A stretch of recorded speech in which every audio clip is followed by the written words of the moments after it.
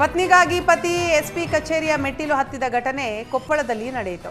ಕೊಪ್ಪಳ ತಾಲೂಕಿನ ಮುದ್ದಬಳ್ಳಿ ಗ್ರಾಮದ ಉಷಾರಾಣಿ ಹಾಗೂ ಚುಕ್ಕನಕಲ್ ಗ್ರಾಮದ ಗಣೇಶ್ ಪ್ರೀತಿಸಿ ಮದುವೆ ಆಗಿದ್ರು. ಆದರೆ ರಕ್ಷಣೆ ಕೊಡೋದಾಗಿ ಠಾಣೆಗೆ ಕರೆಸಿದ್ರು. ಈ ವೇಳೆ ಯುವತಿಯನ್ನ ಪೋಷಕರಿಗೆ ಒಪ್ಪಿಸಿ ಪ್ರೇಮಿಗಳನ್ನ ದೂರ ಮಾಡಿದ್ದಾರೆ. ಆದರೆ ಪ್ರೇಮಿ ಗಣೇಶ್ ತಾನು ಪ್ರೀತಿಸಿ ಮದುವೆಯಾದ ಯುವತಿಯೇ ಬೇಕು ಅಂತ ಎಸ್ಪಿ ಕಚೇರಿಗೆ ಬಂದಿದ್ದಾನೆ. ಅಂತರ್ಜಾತಿ ವಿವಾಹದ ಹಿನ್ನೆಲೆ ಪ್ರೇಮಿಗಳನ್ನ ದೂರ ಮಾಡಿದ್ದಾರೆ ಅಂತ ಯುವಕ ಆರೋಪಿಸಿದ್ದಾರೆ. ಇದೀಗ ಕೊಪ್ಪಳ ಎಸ್ಪಿ ಕಚೇರಿಯ ಮುಂದೆ ತನ್ನ ಪತ್ನಿಗಾಗಿ ಅಂಗಲಾಚುತ್ತಿದ್ದಾನೆ. ಕಾಂಗ್ರೆಸ್ನಲ್ಲಿ ಕದನ ವಿರಾಮ ಘೋಷಣೆ ಆಗಿದ್ರು ಸಿದ್ದರಾಮಯ್ಯ ಡಿಕೆ ಶಿವಕುಮಾರ್ ನಡುವೆ ಗದ್ದುಗೆ ಗುದ್ದಾಟ ಮುಂದುವರೆದಿದೆ. ಈ ಮಧ್ಯೆ ಸತೀಶ್ ಜಾರಕಿಹೊಳಿ ಜಾಣ ನಡೆ ಅನುಸರಿಸ್ತಾ ಇದ್ದಾರೆ. 2028ಕ್ಕೆ ಸಿಎಂ ಅಭ್ಯರ್ಥಿಯಾಗಲು ಸಾಹುಕಾರ್ ತಂತ್ರ ಹೆಣೆದಿದ್ದು ಅಹಿಂದ ಶಾಸಕರ ವಿಶ್ವಾಸ ಗಳಿಸಲು ಪ್ರಯತ್ನಿಸುತ್ತಿದ್ದಾರೆ. ಅಹಿಂದ ಶಾಸಕರಿಗೆ ಲೋಕೋಪಯೋಗಿಯಿಂದ ಅನುದಾನ ಬಿಡುಗಡೆ ಮಾಡಿದ್ದಾರೆ.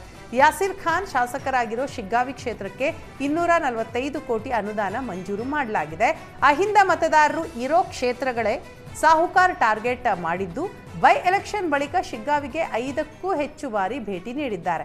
ಅಹಿಂದ ಶಾಸಕರು ಆಹ್ವಾನಿಸೋ ಕಾರ್ಯಕ್ರಮಗಳಲ್ಲೂ ಭಾಗಿಯಾಗಿದ್ದು ಸೈಲೆಂಟ್ ಆಗಿ ಸಿಎಂ ಗಾದಿ ಏರಲು ರಣತಂತ್ರ ಹೆಣೆದಿದ್ದಾರೆ.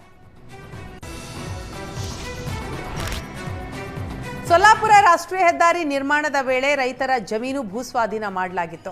ಈ ವೇಳೆ ವಾಮನ್ ರಾವ್ ಎಂಬುವವರ ಜಮೀನಿಗೆ ಪ್ರತಿ ಚದರ ಅಡಿಗೆ 300 ರೂಪಾಯಿಯಂತೆ ಸರ್ಕಾರ ಪರಿಹಾರ ನೀಡಿತ್ತು.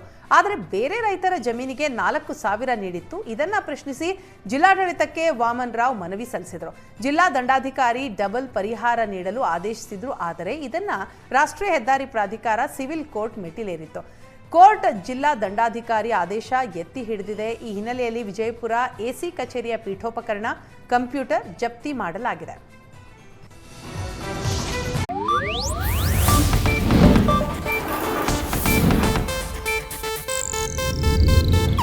ಇದು ಏಷ್ಯಾನೆಟ್ ನ್ಯೂಸ್ ನೆಟ್ವರ್ಕ್ ಪ್ರಸ್ತುತಿ.